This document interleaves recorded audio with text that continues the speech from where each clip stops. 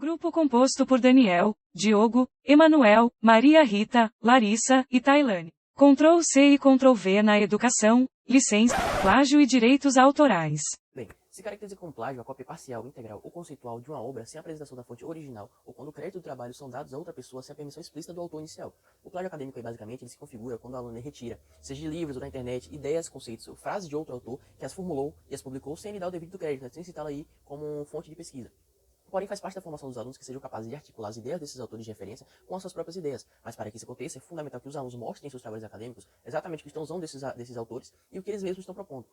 Nesse sentido, especialistas acreditam que dois fatores contribuíram nos últimos anos para o acontecimento do plágio. A primeira causa é o crescente número de trabalhos científicos publicados no país, já a segunda diretamente ligada com o avanço da internet, que fornece acesso irrestrito a uma infinita gama de informações. Por todavia, de acordo com o site brasilescola.ua.com.br, o plágio está diretamente ligado com a atuação do professor.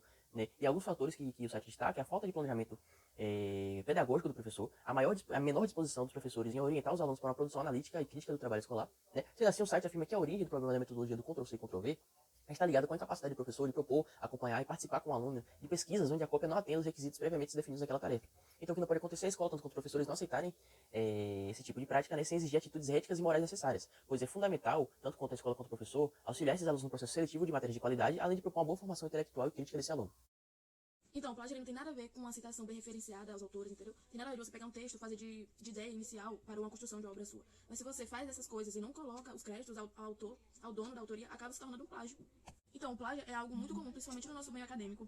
Existem vários tipos de plágio, porém os que mais são vistos nesse meio é o plágio integral, que é quando você faz uma pesquisa e aí você praticamente só copia e cola sem dar os créditos ao devido autor. Tem também o plágio parcial, que você pesquisa determinado assunto em vários sites e meio que você mescla tudo, junta tudo e forma uma obra só e entrega como se fosse sua.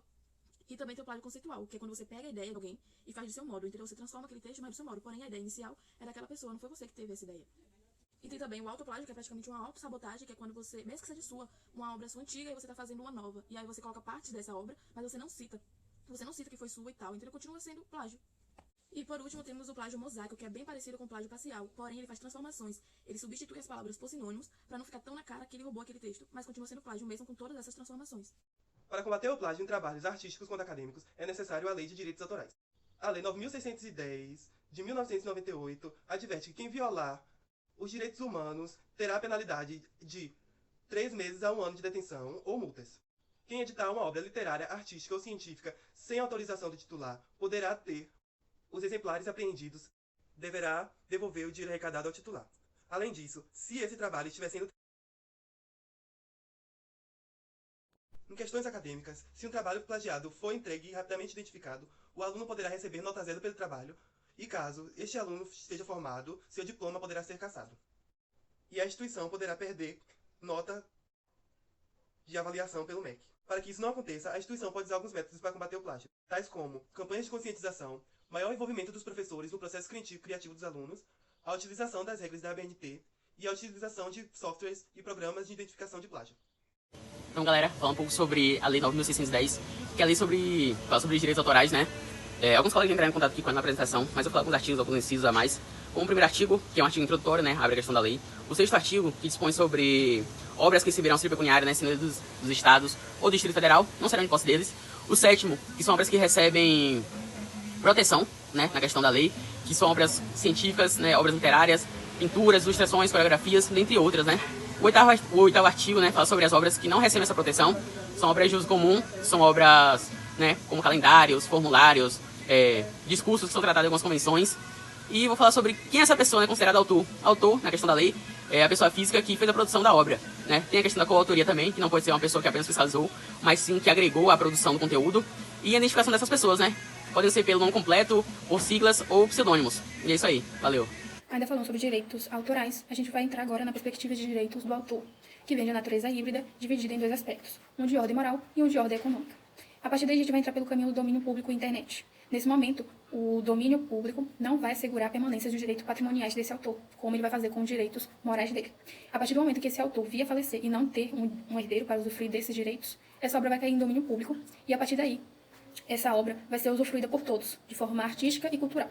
Mas claro que vai ser mantida os aspectos desses direitos desse autor, sem fazer nenhum tipo de mudança nessa obra. Olá, meu nome é Larissa. Vou falar um pouco sobre as obras veiculadas para acesso pela internet e a proteção jurídica. Falar também sobre o artigo 7, que contraria a crença. Falar um pouco sobre as limitações aos direitos autorais e também sobre o direito de citação. Referente às obras para acesso pela internet, cabe a elas a mesma proteção jurídica aplicável aos trabalhos fixados em livros, em CDs, em DVDs ou em quaisquer outros suportes. Porém, o artigo 7 contraria a crença, segundo a qual a web seria uma espécie de terra de ninguém. Quando as obras chegam na internet, acabam não tendo a proteção que deveriam. E por isso, as pessoas copiam as obras, copiam as ideias e se apropriam dos trabalhos de outras pessoas. Então não tem como essas leis estarem sancionadas referente a essas obras. E sobre as limitações aos direitos autorais, os direitos autorais sofrem importantes limitações, pelo que a lei prevê uma série de usos lícitos da obra de outrem, independente da licença ou remuneração. E a citação é livre em livros, revistas, jornais ou em qualquer outro meio de comunicação, para fins de estudo, críticas, polêmicas, desde que, claro, indique o nome do autor e a origem dessa obra. Porém, não é dito sobre qual seria o tamanho ou a medida limite para que essa citação continue sendo apenas uma citação e não uma transcrição abusiva. E é isso, obrigada pela atenção. Referências. Obrigada por acompanhar em nossa apresentação.